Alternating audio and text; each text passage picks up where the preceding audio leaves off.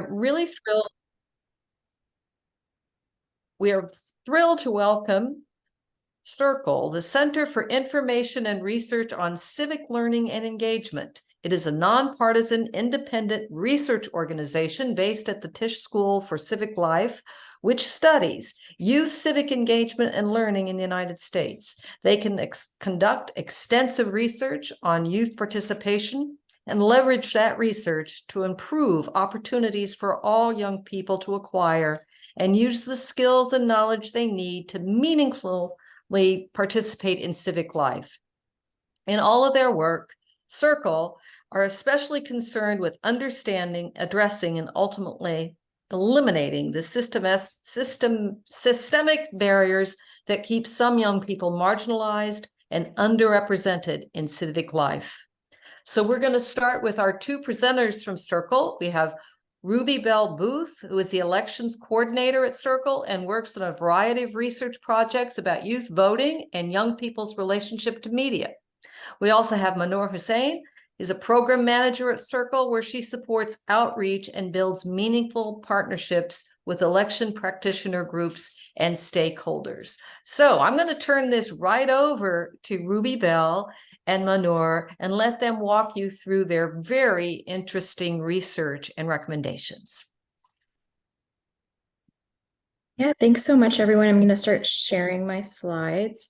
My name is Mannoor Hussain. I use she, her pronouns. Again, as Marilyn mentioned, we're part of the Circle team. I am the program manager, and I'm building relationships and really excited to be here with you all today to really talk about the youth electorate, who they are, the challenges they face, and the work that we as community members and community organizations need to do and could be doing to really expand the electorate in a more equitable and sustainable way. Just briefly, again, we're a nonpartisan research center based out of Tisch College at Tufts University. Our primary focus is working on youth civic engagement and understanding civic life. We have sort of big buckets of work that we work on: elections in general, looking at youth and media, and then also, working on civic education as well.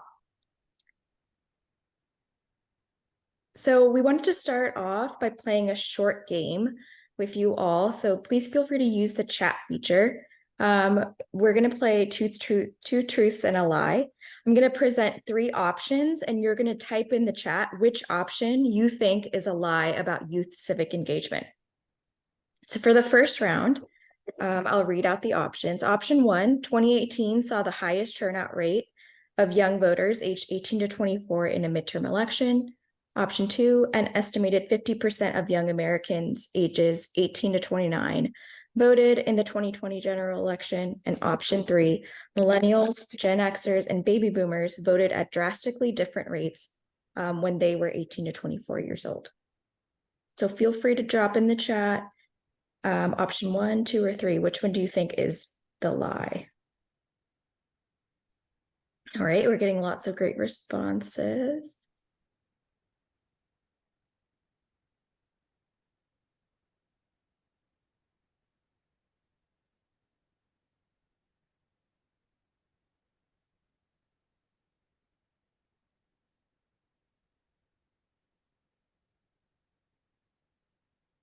Hey, all right, so you'll see some answers coming in. I'm gonna go to the next slide that reveals the answer.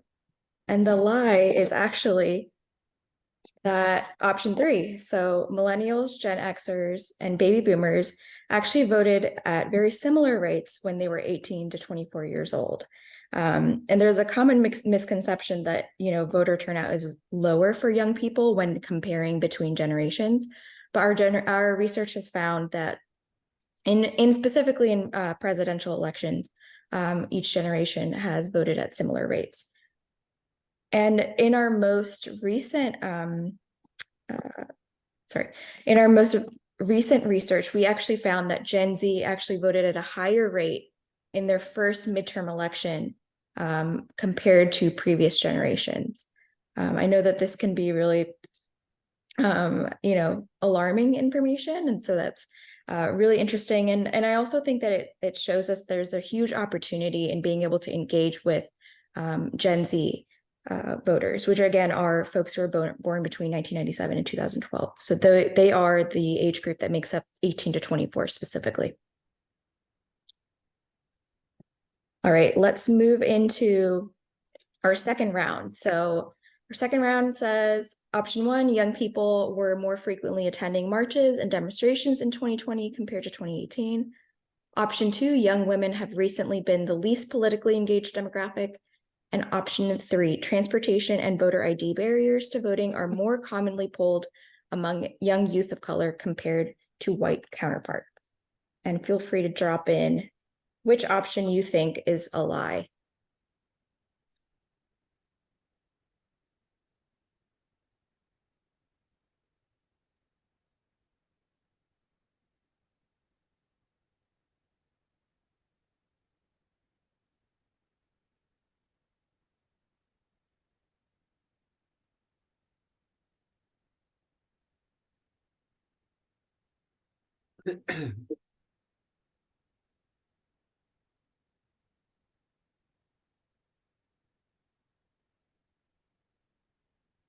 All right, so the lie here is that young women have recently been the least politically engaged demographic, which in fact is not true. We have seen that young women are more likely to participate in a movement or actively convince their peers to vote or be electorally engaged. In both compared to young white women of color and young white women and women of color. As compared to their male counterparts. Let us know in the chat if you are 2 for 2 or have just gotten one right so far. And if there's any questions that have been sparked as we're playing this, we'd love to hear. Let's move into our third and final round. In this, we have option 1, that youth voters are predominantly liberal leaning and college students, graduates. Option 2, the top 3 concerns of polled youth were in the environment, racial inequality, and affordable healthcare. And in any election year, millions of young people are registered to vote, yet don't cast a ballot.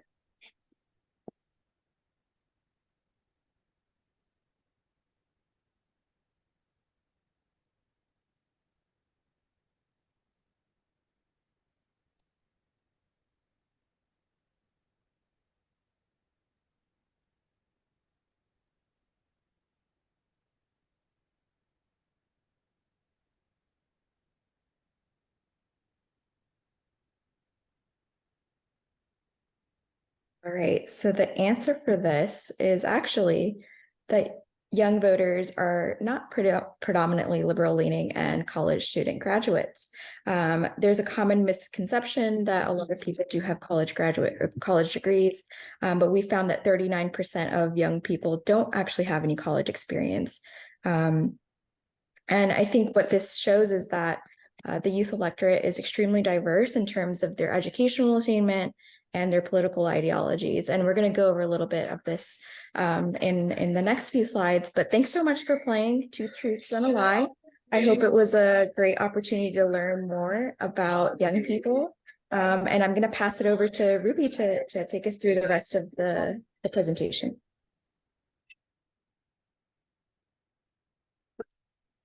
Hi, everyone.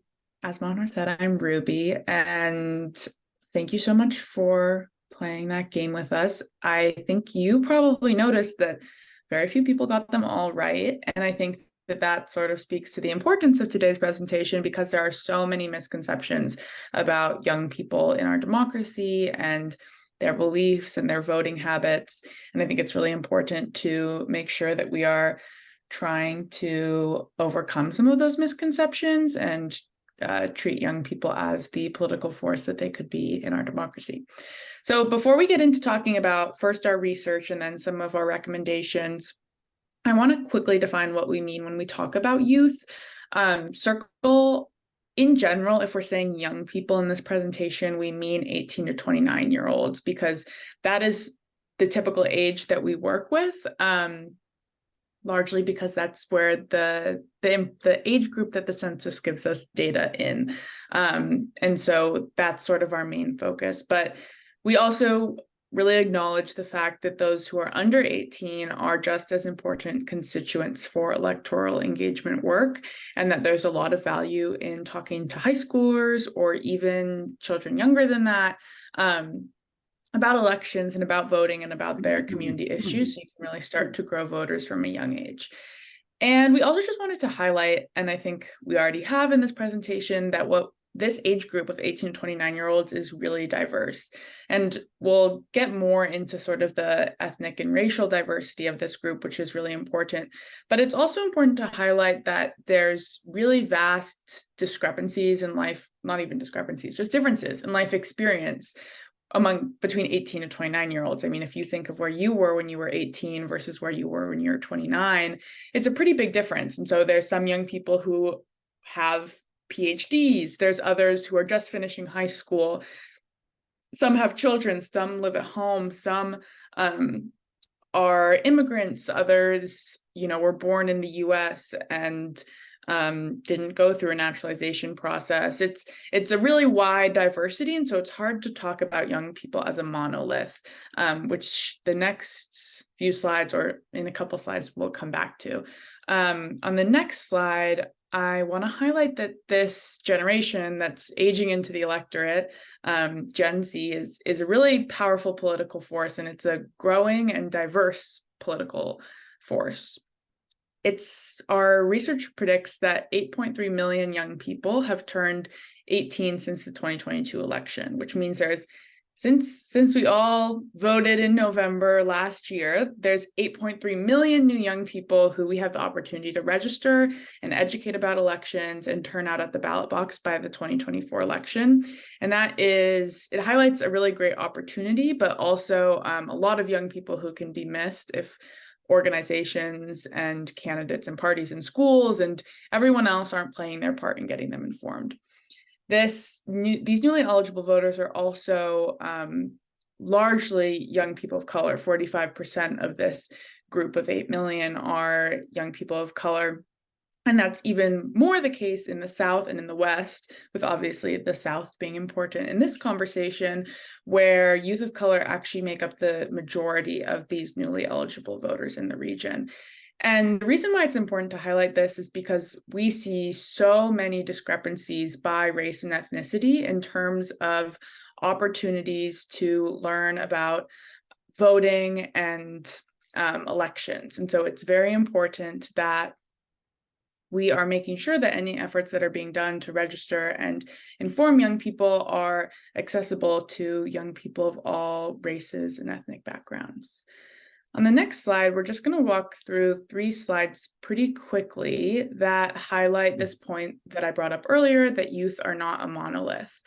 And this is specifically looking at how young people 18 to 29 voted in the in House elections in the 2022 midterms.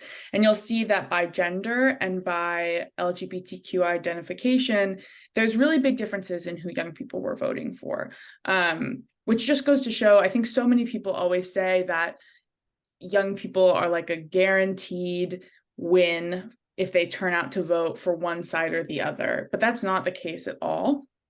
And the next slide highlights this as well. It's looking at race and ethnicity, and you'll see it in a second. There it is. Again, this is the same data point, but now comparing Black, Latino, and white youth.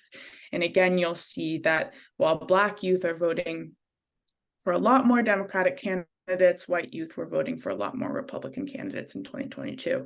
Not necessarily a majority of Republican candidates, but still more than their Black and Latino peers. And the last slide actually looks at this by geography, which I think is a really interesting point. Circle's been expanding our research on rural youth and the sort of unique conditions that they face when it comes to civic engagement. And this one highlights that even these kinds of geographies and the way that these geographies shape young people's lived experiences can also really impact how young people are voting. So again, these are all just to highlight the fact that young people are not a monolith and we cannot treat them as such. And this next slide shows how this plays out in turnout. So this looks at historical youth vote turnout by race and ethnicity in presidential elections. And you will see consistent inequities in turnout. And with the exception of the Obama years and a year in 2000, in general, white youth have had the highest turnout.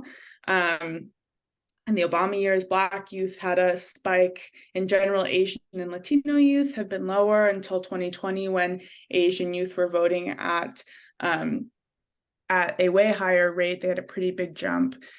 And the reason we highlight this is not because there are different levels of political interest among these racial and ethnic groups. The reality is that our research shows that there is so much inequity in the access that young people have to opportunities to learn about voting in elections based on their race or their ethnicity. And I think that bears out in the data. If you have opportunities to learn about voting, then you're going to turn out in elections. The next slide is going to highlight this as well, and it looks specifically at educational attainment. This one is even more consistent inequities. And you'll see that young people who have less than high school experience have consistently been way lower than someone who, say, has a high school degree, some college, or a bachelor's degree. And this isn't very surprising, especially if you've been on a college campus in any of these last 50 years that we're highlighting, because there's so much civic learning that happens on a college campus. There's so much opportunity to get involved in political issues and to get registered to vote. It's hard not to come across a voter registration table, especially around National Voter Registration Day if you're on a college campus. And I think this really highlights the importance of focusing on high schools and even before young people turn 18 to start to educate them about elections and get them registered to vote, because obviously, there's people who don't graduate high school, but at the very least, if you're starting in high school, you're starting to even the playing field. And right now, too much of our voter education happens in colleges, which is missing such a large swath of the youth population. And the next slide is Mahnar's. So in 2022, the national turnout for youth ages 18 to 29 was 23%. And this is obviously less than what we saw in 2018, but overall, we're seeing this upward trend when compared to historic numbers, obviously, when compared to 2014. From the 23% number, we're obviously also seeing that 3/4 of youth are not voting in midterm elections. And when you look at specific numbers from various states, the disparities become even more apparent where young people aren't turning out to vote. So our research and our policy scan that we've conducted of all the states shows that policies and election laws specifically may be playing a very central role in shaping whether youth actually cast a ballot or not. So for example, as you can see in the states with the highest turnout, Michigan stands out as a state that has made it much easier for young people, or just in general, for people to vote and to register. Michigan has online and same voter registration, same-day voter registration. They have automatic voter registration that was implemented in 2019. And then they also saw a huge increase in the number of youth ages 18 to 24 that were registered between 2018 and 2022. On the other hand, some of the states with the lowest 2022 youth voter turnout are notable for their lack of sort of facilitative voting laws and voter registration policies. So as you can see, Tennessee, unfortunately, was the state with the lowest voter turnout. Tennessee does not have same-day voter registration, doesn't have automatic voter registration or pre-registration. And so when we compare the way that facilitative laws play a key role, this is one of the barriers that young people face and all voters face in terms of their accessibility to voting and voter registration. We also want to highlight other barriers. So, we categorize these barriers in two specific ways. The first is structural barriers, having to do with things like, not having enough information about how to register, where to register, what the deadlines are. Perhaps young people or people in general don't have haven't secured transportation to the polling location and back. Maybe they aren't able to take time off from work or school, or just in general had trouble with their application. So as you can see in both of these images, while there are a lot of young people who said, voting is not important to me, which we can also discuss about sort of why that is. There's a huge lack of accessibility in the knowledge that's needed to make an informed vote, but also to be able to register. The second category, that what I just mentioned, is sort of the cognitive barriers, which typically manifest in young people thinking that they are not qualified to participate, or that their vote doesn't matter, or that their voice doesn't matter. This is something that we're seeing consistently, especially in rural youth or youth who are not having, frequent interactions with civic opportunities or civic education. And again, seeing that disparity across race as well as educational background. And I think what this points out to is that we have a long way to go in terms of being able to engage young people across different diverse ethnic groups and racial backgrounds, and then also educational backgrounds, and really being able to receive this information from a variety of stakeholders who have access to all of these young people. And this is sort of where Circle comes in with a framework that we believe is a way for community organizations and community members to really be able to implement and reach a diverse group of young people. So our Circle Growing Voters Report is a report that we released last year that sort of highlights the framework for how a diversity of stakeholders can meet youth on their various journeys and their various pathways to both learn about voting and elections, and also just be an active participant in their community and in civic life. And I mentioned that it's definitely beyond just thinking about voting. We want to make sure that we're giving youth access to and support with being connected to various civic opportunities, whether that's being able to participate in a community garden or being able to connect with a neighbor. These are all things that we believe are forms of civic participation. And the reason why, I think it's really interesting that we bring this up is because youth are really interested in being able to lead as, very informed citizens in their community. And helping young people make those connections with their lived experience and with elections is a really great way of doing that. And making sure that community organizations are leveraging that hope and that excitement is one way that we can engage a diverse group of young people. In order for that to happen, this takes an intentional move from the traditional voter mobilization model to one that we're calling growing voters.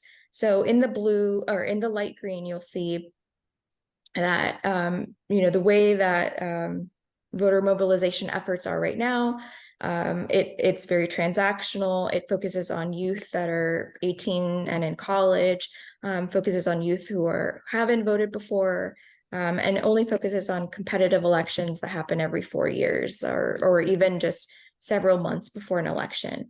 And Circle Growing Voters Report, or the framework itself, really wants us to move towards a more intentional model that looks at the way that young people that's more developmental and more inclusive of where they are and where their needs are. And that happens, again, we believe that this sort of framework happens through a variety of stakeholders.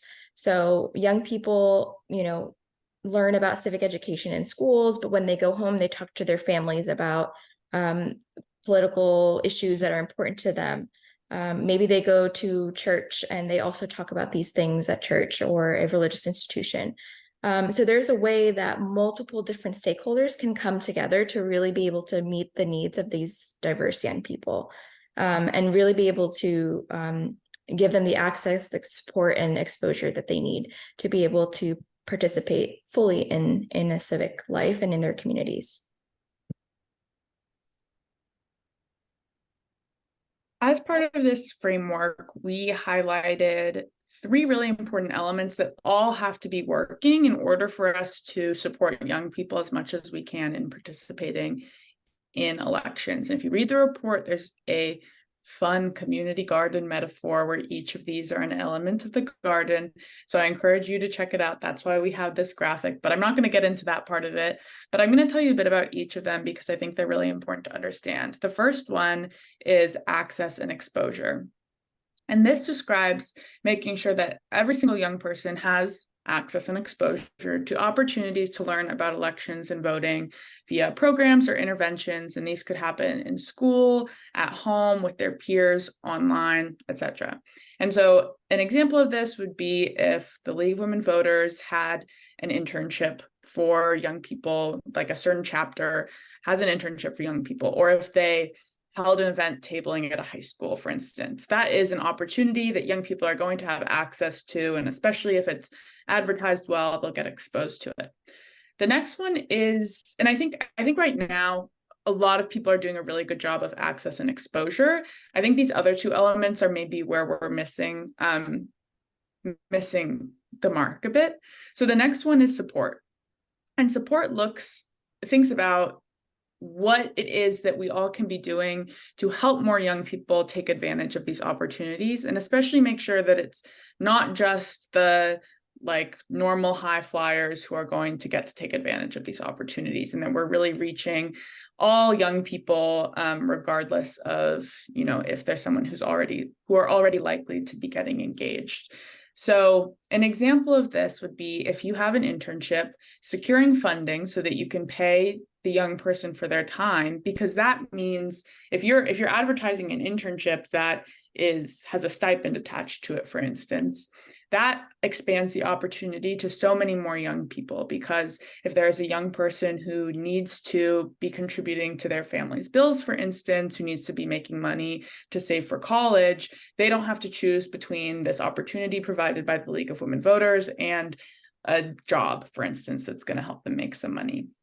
So that's just an example, but support is really thinking about how you can create systems to help more young people take advantage of these opportunities.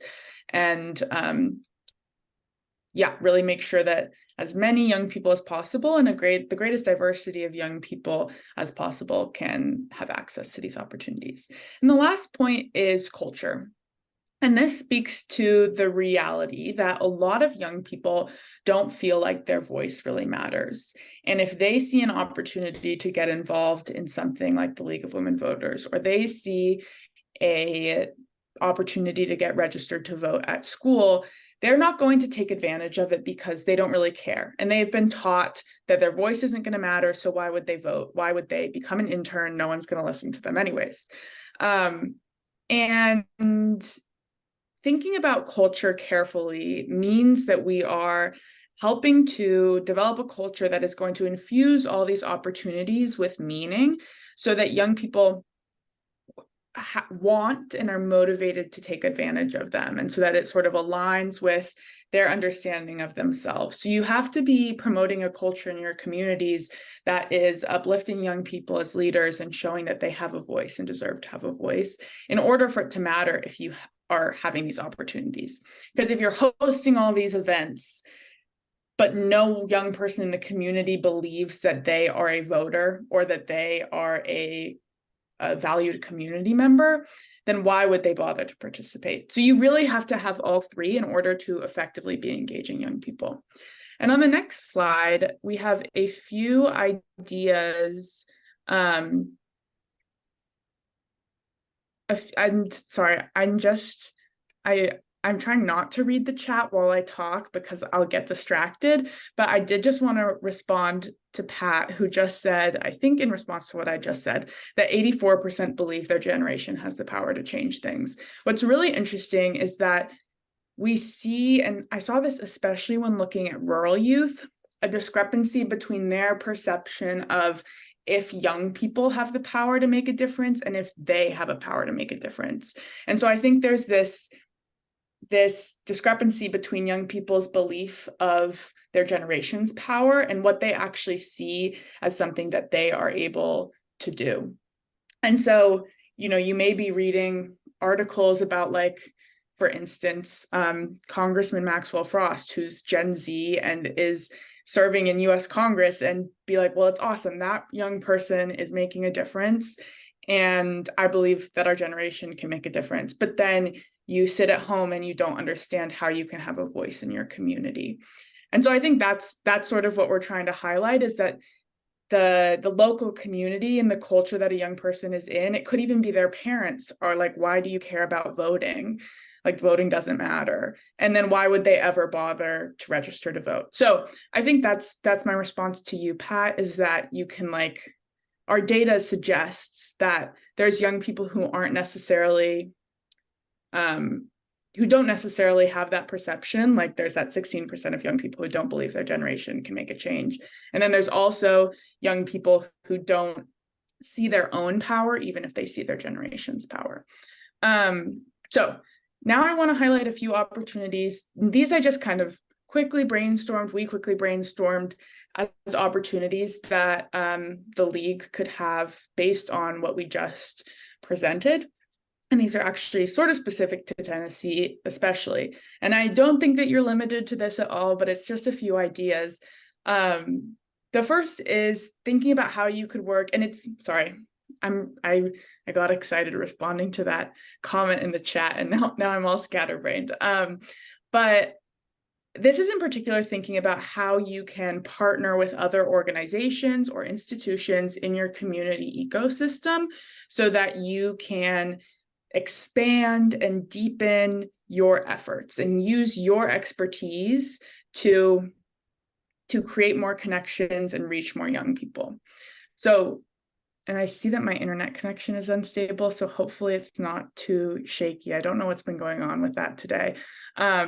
But the first bullet point looks at having you all think about partnering with your local election administrators, normally at the county level, to think about how you can support recruiting young people serving as poll workers. We actually had a meeting with the Tennessee Secretary of State, Circle did, and we talked about the poll worker program because it was just a few years ago that young people under the age of 18 were officially allowed to serve as poll workers.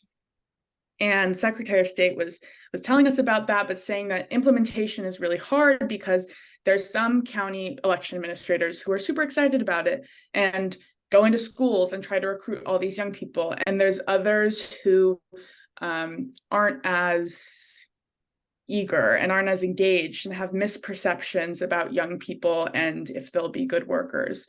So thinking about how the league could work with county election administrators to get rid of some of those misconceptions about young people, and then work on recruiting and using your connections with schools or with young people you may know to get more youth serving as poll workers. Another example is the League of Women Voters partnering with schools. I know many chapters already have great relationships with high schools. And last year, the Secretary of State started a statewide registration competition where high schools that register over 85% of their students who are over the age of 18 will get an award, and the Secretary of State comes to the school and presents the award. And there weren't that many schools who took advantage of this opportunity the first year. And again, a big part of this is because there just wasn't the local energy to make it happen. There wasn't a school teacher or administrator or a student group who filled out the application. Even if they had enough registrations, there may not have been enough energy to just get the application in and get folks to to submit for the award. So that's another example, is if you have connections with schools, maybe seeing if there's a way that you can support in this process, in addition to supporting registration. So this would be thinking about how you can contribute to a culture that really highlights the importance of voting and voter registration. The next two, I'm more just sort of posing questions to you. The first being, are there youth-led efforts in your community that you could partner with? You have so much expertise when it comes to voter registration and voting information. And there are so many young people who are leading efforts in their local communities. Could you find some to partner with and combine your expertise with their energy and their young people to get more young people registered? And then the same goes for other local organizations. Is there an audience that you could tap into to use your voter registration expertise and get more people registered? And they are, for instance, if there's a community meeting about an environmental issue, could you show up and register the audience of that organization and sort of maximize your reach by partnering with other people? So those are a few ideas, and I encourage you to throw into the chat anything that you've done before or that you're thinking could be an opportunity. The goal here is really to think about how partnerships can help you, again, to extend your reach and honestly make life easier for you, is sort of how I'm thinking about it. Because there's all these organizations, I think, who often try to go about this alone, and there is so much opportunity for collaboration. And I think that is it. And we'll be moving into questions and the reflections of the wonderful educator who has joined us. You'll Yes, see our contact. Sorry, I was just going to say our contact information is up there, and please reach out if you have any questions. fabulous. And please, everyone, do keep your questions. We want to make sure we get John Marsh speaking, and then we'll take all questions in the chat or otherwise. First, want to pause and say, wasn't that a really fabulous and interesting presentation? Thank you both. We talked earlier about how important it is to get teens involved even before they're able to vote. And so we've invited at one of our Tennessee high school instructors, we've invited John Marsh, who is a U.S. government civics and AP U.S. government politics teacher right here in Blount County at Heritage High School in Maryville, Tennessee. Welcome, John, and we're looking for you to briefly tell us sort of your perspective of what it's like in your school. Okay, thank you, Marilyn, for this opportunity, and thank you, Circle. I really enjoyed your presentation. That was an awesome presentation, and some of the things that I'm going to talk about were definitely possibly reflected in your presentation, as well as maybe some new points to add on. I'll try not to get too long-winded. Marilyn, how long do you? What is well, my you could take time I think limit? we talked about 10 minutes. Is okay. I'll try. If you want to give me a little, because sometimes I'm I not get going to give you the hook. Okay, so you're not going to get the hook and jerk me out of there. Okay, I'll try to pace myself here. I want to start off by saying that I have taught for, this is my 29th year teaching in Tennessee public schools. My 20th in Blount County, and these are my views and my perspectives. They are not the views of Blount County and/or Heritage High School. So I wanted you all to know that up front. But I want to start off with talking about some observations that I see right now at my high school in teaching government and civics, and I think there are things that a lot of them are positives that I think that can be built on and provide opportunities and build a culture that the Circle presenters were talking about. I do notice at my school there is a huge hunger and a passion to get involved through voting. In the last 3 years, we've had 2 voter registration drives that I partner with Blount County Election Commission. Okay, there's a lady there named Susan Knopf, and she runs that. And she has, according to Tennessee law, she told me that they have to do during election years, they have to do so many election drives at local high schools. So she doesn't just reach out to Heritage. She reaches out to Maryville, to Alcoa, to William Blount High School, and she has to do those by law, those election drives. So I think that's a positive way where the local voting powers and the civics education system are working together. And we usually get some people that are interested in being poll workers because they hand out those applications and I recruit, and they like to have poll workers from both parties present when there are elections. So what I see when they come on the election drive, I obviously see more people wanting to register to vote instead of the poll workers. But there is a significant number of them that register to vote, and they're not even 18 yet. And what they do is they keep that on file to when they do turn 18, the voter registration card is immediately pulled, and they send them their voter registration as soon as they turn 18.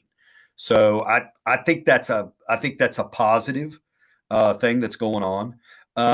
Now we are a kind of a unique blend. We are a rural suburb. We're a rural setting, but as time has grown and Knoxville has grown, we're almost a suburb of Knoxville, really. Okay, so we're kind of a blend between culturally, politically, a rural suburb. So the majority of the students, the student youth at my high school that I teach, are Republican. Okay, I want that to be known. I will say something else that I observe is that the young women students that are in my government classes, young women and LGBTQ identified at my school, are very passionate politically in the classroom, as well as volunteering in the community, and they are very well read. That's just something that I've noticed. When you compare them to the whole student body of government, of my government classes, I will say that both sides are very passionate in their political views. More liberal voters as well as conservative voters, and they want to jump in and discuss the issues. They're not afraid to jump in and do that. I will say sometimes it's a little bit of a challenge at times for because they're outnumbered. The more liberal voters, not so much in my AP classes, but in the general classes, they're a little bit, shall we say, maybe intimidated by the fact that they're very much a minority in their viewpoint. So they're not as willing to share their views. The more left-leaning voters. So those are just some things that I see there. And the passion there and the desire to discuss important issues is there, but there's some key foundational things missing, and that's what I want to talk to about challenges when you teach civics. Okay, at least challenges that I face. So one is structural. Okay, my standard government class is only 9 weeks long, and then when you take out time for testing. Okay, my seniors missed a day. They had to do off-campus learning because they were doing a retake. Some were coming in to do an ACT retake, and other classes were doing something else. But there was a PSAT going on, but I lost a day there of teaching. Well, with the holidays, with final exams, a 9 weeks course sometimes turns into just a 7 weeks course. And that is very challenging to teach the U.S. government and all the things that I have to teach, whether it be the 3 branches, voter behavior, okay, state government, you're talking civil liberties and civil rights. It is very challenging to get all that in. And I've taught both because it used to be in Blount County a semester long course. And they just changed that 2 years ago to 9 weeks. And that made it much more challenging for me in being able to, I have to fly. I have to cover so much material. And so for them to truly appreciate what we learn, a concept I teach, there's very little time to apply it with a project and something that will kind of, shall we say, internalize the importance of what we're studying at that moment, because I have to go to the next material. Now, Blount County has their reasons. I do what they tell me to do, but they have their reasons. Probably, I would say for one, to save money, as well as to be able to offer more courses, and that's why they changed it to 9 weeks. Okay, but I know when I taught it for a semester, I got to make government have a lot more meaning and a lot more fun. Okay, in learning. Other things that I would say, when I look at challenges, another challenge is to understand political institutions and how they work. And before you can start talking about issues, you have to be able to do that. Issues, people at my school, very hungry to talk about issues. But there's two things that I think that have significantly affected their lack of knowledge on government institutions, and their willingness to want to learn about it. Something I've noticed with my students is there's a significant lack of foundational knowledge of government and its institutions, and a lot of things very basic that probably some things they could have learned in middle school. In addition, this is more of something that I think you see in culture. It might be touching on what Circle was talking about. Just reflected in culture, American culture in post-COVID times, is a lack of trust in institutions. Okay, institutions, whether that be education, whether that be the government, or whether that be science, or whether that be religion. There is a lack of trust in the media. Okay. And so it is a challenge for me to teach when there is a sense of a significant number, not all my students, but there is a percentage that are apathetic and they don't value what I have to teach or what I have to say, and may not trust that what I have to say has truth or has value. And that sometimes when I teach, that can be discouraging. I think another thing, I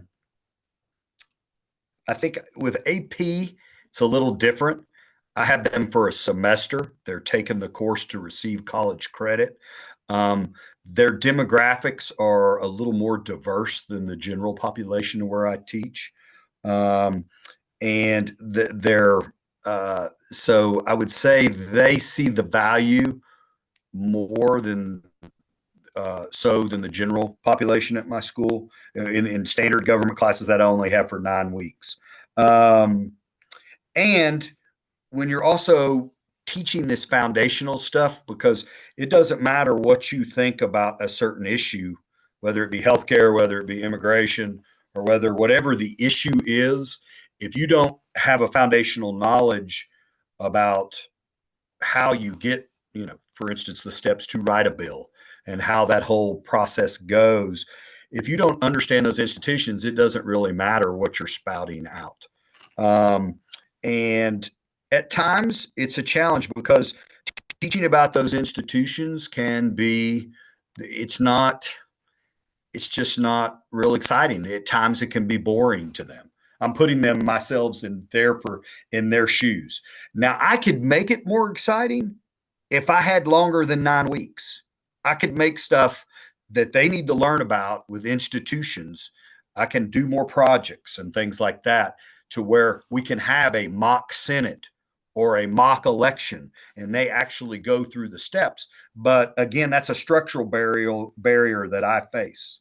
And the last challenge I want to touch on is that I would say, sorry, I'm trying to find it here. Forgive me, I've taken some law or some notes here. So the biggest challenge is, because they are young, a lot of their knowledge base is based on either what their peers have said or what their parents have said. So it is my goal as a teacher, I really try to get them to think for themselves. So a lot of them are very passionate about certain issues, but a lot of times those passions are what they learned at the dinner table from their parents. And, I ask them, well, why is it that you think that way? And they're like, well, I was always raised that way. And that's what my parents had taught me. I'm like, well, that's your parents. I want you to tell me what you think about this issue. What are your thoughts? And that's the biggest thing that I think I try to do is get them to think for themselves and the importance of being well read before you go cast a vote. These are things that I really try to push upon them. And again, we try to take time. I'm very hard pressed in 9 weeks, but we take time to study the differing viewpoints on issues, what libertarians think, what the Democratic Party, the Republican Party, the Green Party.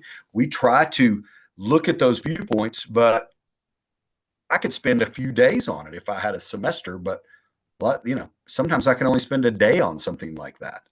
And so that can be frustrating as far as we talk about barriers to making them young students more civically minded. That's a barrier. And I would say Tennessee law, if we're I'm not going to sugarcoat it anymore.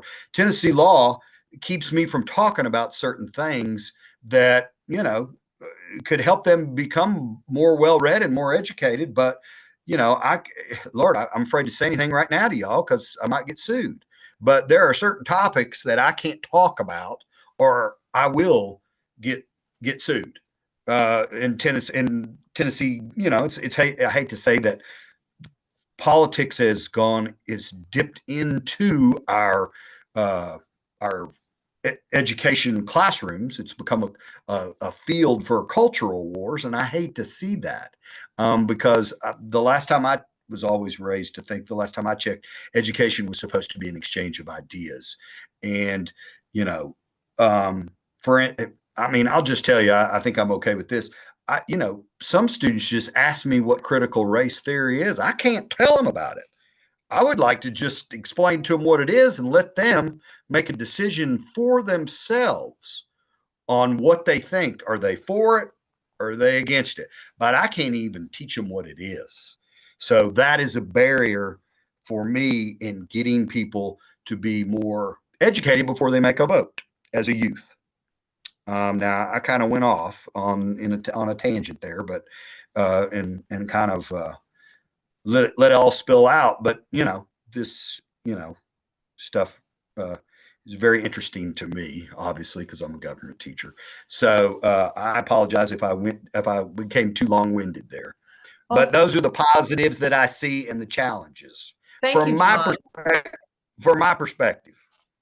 Thank you, John. That was excellent and heartfelt, and I think we will all thoroughly enjoyed and appreciated your perspective on the ground.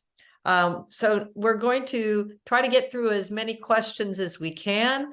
I'm going to do the chat first, and we'll keep monitoring anyone who's raising their hand. Curtis asked if poll workers could get volunteer hours for Tennessee Achieves. I'm not sure that's an answer that anyone here, question anyone on can answer. So Curtis, I'm going to try to follow up with you separately. I certainly don't know the answer to that. If someone does, please put it in the chat. I'm just going to go through the questions. Was that service hours? Did he say? He's written could serve as volunteer hours for Tennessee Achieves. I don't know that. I know my guidance counselor can answer that, but because they get paid, I don't know. Okay. Because they do pay them. They pay them to be a poll worker. Okay. They get paid to get trained, and they get paid to work that day. So I don't know. Question is raised by Minor, actually, to you, John. Are there ways that nonpartisan community organizations can support your students to continue the education and engagement beyond the 9 weeks course? How can organizations augment civics education that you don't have time to do, is basically the question. Oh, that is good. Well, something, Minor, that I do at the beginning of my classes, I survey them when I have them fill out a personal info sheet, is how many of them actually volunteer in their community. And that is something that needs to change significantly because there are so many of them that don't volunteer in the community. But yes, I would say organizations. I know a couple of clubs that, well, there's a club that I sponsor, and there's other clubs like I know there's a Young Republicans Club, a Young Democrats Club, and there is Beta National Honor Society. I know that they're all involved in providing opportunities for students to serve in the community, which kind of teaches them the whole the value of giving back to your community. That is a civics type of education. As far as internships, I think that's something that needs to be open. I don't know of any right now. I know that Marilyn, I know that you came and spoke to my class. Did.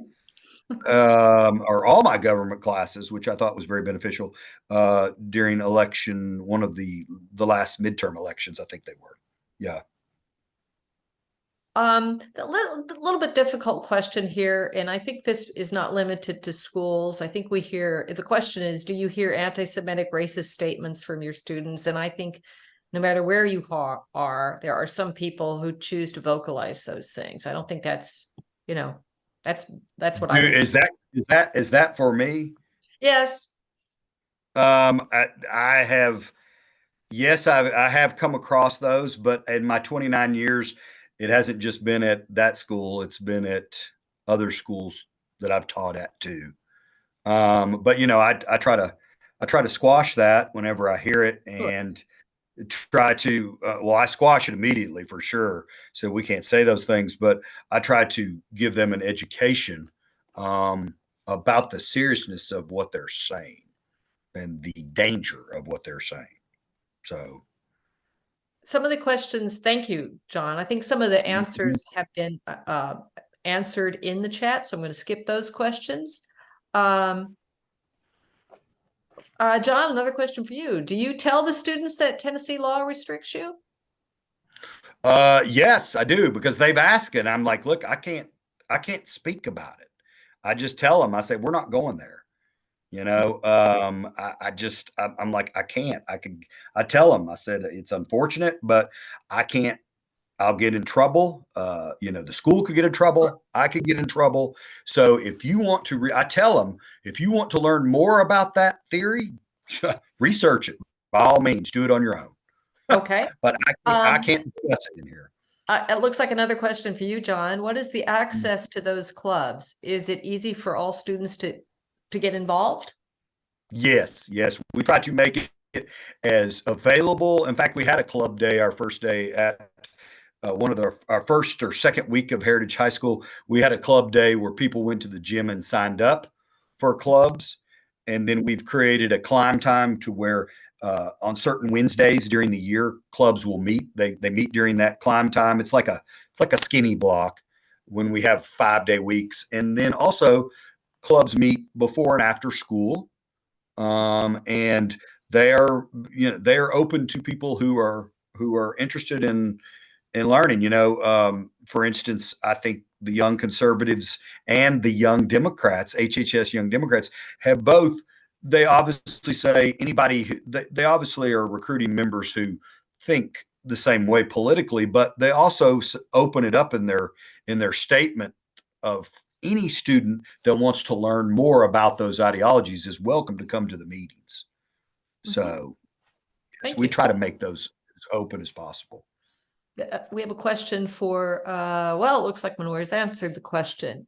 Wants to know if presentation is available to others. I think as many people as possible should see Circle's presentation because it was really enlightening and surprising and in its own way reassuring. Yes, we're going to get a copy of the Circle presentation to people who register to answer Barbara's question. Good question for Manora and Ruby. Is there a pattern that you are seeing elsewhere to limit the length of high school civic classes? Have you seen this anywhere else? Have you heard that where you've been? And it might be something you just don't have information on. Yeah, I think that we have seen, I mean, across the country, efforts in a lot of states to, maybe not limit the length of the classes, but to limit what can be taught, to limit if there's civics classes at all. There's a lot of states where it's not a requirement for high schoolers to take a course. I put in the chat a while ago our Growing Voters report, and on page 37 of that report, we show something we surveyed teens on if they had taken a civics course yet. To be fair, it was 13 to 17-year-olds. So some of them just may not have gotten to that class yet. But we found that 74% of young people in urban areas, 55% of young people in suburban areas, and only 50% of young people in rural areas had taken one of these courses. And so that just shows that there's a lot of young people who are not getting access to any of the learning that John is talking about. It's wonderful that there's people who are getting even just 9 weeks, as you're saying, John, but even that is so far from what is needed. And we also asked about some types of learning and teaching that we see as really high quality civic education. And there's even greater discrepancies among these different groups in terms of who has access to this quality civic education and the opportunity to do what John is describing of learning about different kinds of attitudes, beliefs, and having the opportunities to think about where your beliefs fit into that spectrum. So I think that's not the exact answer to your question, Debbie, but I think it is a trend we're seeing across the country right now, that the opportunities for civic education are being limited in a lot of different states. And there's already some pretty significant inequities in terms of who has access to these opportunities. And there's also a lot of a pretty clear correlation in states that have a lot of candidates who are running for office and a lot of beliefs around election integrity or the lack thereof, and the limiting of opportunities for civic education, which I think just really highlights a pretty big problem, because you're going to have a lot of young people who are grown up in communities where there's a lot of doubt being cast on election systems, and they're not having a lot of civic education that is going to show them that these systems are trustworthy and worth participating in. Thank you. We have a question for John. Can you discuss voting patterns by race, SES, and other categories, or is that itself considered CRT? No, that's not considered it. I have definitely talked about patterns when we study when we study voter behavior. That is our second unit of study in the 9 weeks course. And yes, I look at voting trends by particular groups of people throughout the United States who votes, typically Republican, based on income, based on racial, ethnic belonging, geography. We hit all kinds of voting patterns when we look at history, and we look at how voting patterns are changing a little bit. Not wholesale. I don't think we're having a total political realignment yet of the two parties, but there are some interesting things going on where some people within the Democratic Party have voted Republican, and the Republican Party, some people within the Republican Party, interestingly, have gone Democrat. But not enough to where it's a realignment, but something to pay attention to see if that's a trend that continues. So I hit all those parameters when it comes to voting behavior with different groups. I think that's what he was asking. Yes. Did I understand that question? Karen's asking. Yes. Yeah, that's not CRT. No. I have a question for Ruby Bell and Manor. We often see interest in presidential elections, less so in midterms, but it's also down at the local level that we see there's just not much engagement at all, and particularly here in Tennessee, where school boards are now becoming a partisan election. Didn't used to be. And I'm sorry, I have not had the opportunity to completely read your report. Do you do any research on changes at the local level, the county level elections? Because school boards matter these days. So that's a Yeah, question I for think either one of you. unfortunately, yeah, I think unfortunately, I'll just jump in and Manor, if you have stuff to add, you're welcome to. Unfortunately, Circle isn't able to do like too much nitty-gritty research beyond the state level because it's just, you know, where would we do the research? How would we pick? That being said, I know that everyone, I think that it's definitely really important to be focusing on the local level when you think of youth engagement, because so much of the information that young people are getting, especially from their news sources online, are really nationally focused. And it's hard to get information, I think, especially as a young person, about your local community and local elections, especially if you're not tapped into like a local community organization, or you don't, know if your local news is trustworthy. That being said, I think that local elections are such a great opportunity for young people to actually really see the power of their voice and of their influence. If you think about the influence that having a young person volunteer on like a school board campaign could have, for instance, they could knock 50 doors and that could actually really change the shape of an election in a certain place depending on the race. So I think I always encourage folks to really try to focus on local elections whenever they can and try to educate young people about local elections, because I think it's an underutilized space to help young people see their power and really help to get them engaged. And actually, I think when you're voting for the first time or getting politically engaged for the first time, it's so great if you can do it in a way that has really tangible outcomes. And I think that happens so much more at the local scale, as opposed to if you're just casting a vote for president, which just falls into your state's probably largely predetermined bucket for most states in the country.